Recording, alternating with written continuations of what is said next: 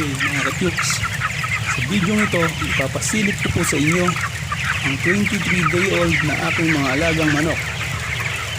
Bago po tayo magpatuloy, una po sa lahat, kung bago pa lamang po kayo sa channel na ito, huwag niyo pong kalimutang mag-subscribe, mag-like and share at i-hit nyo rin po ang notification bell para maging updated po kayo sa aking mga next video.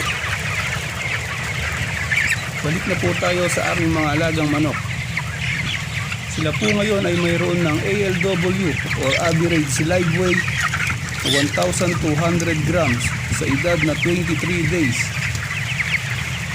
Ito po mga katyuks ang epekto ng mayroong proper guidelines para sa pag-aalaga ng mga manok. At syempre po kasama na din po dyan ang ating dedikasyon at pagmamahal sa ating ginagawang trabaho.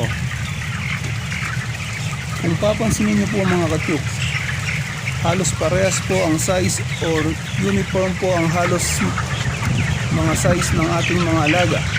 Sa madaling sabi po mga katyuks, madalang po ang bansot sa kanila.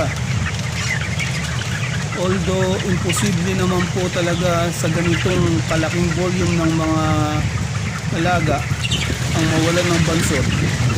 Kahit ilan lang naman po, hindi po talaga mawawala ng mga bansot.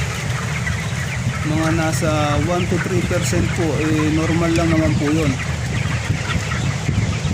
Isa pa pong mapapansin natin mula dito sa unahan, sa cooling pad area, hanggang sa dulo sa may blower, halos parehas po ang laki ng mga manok.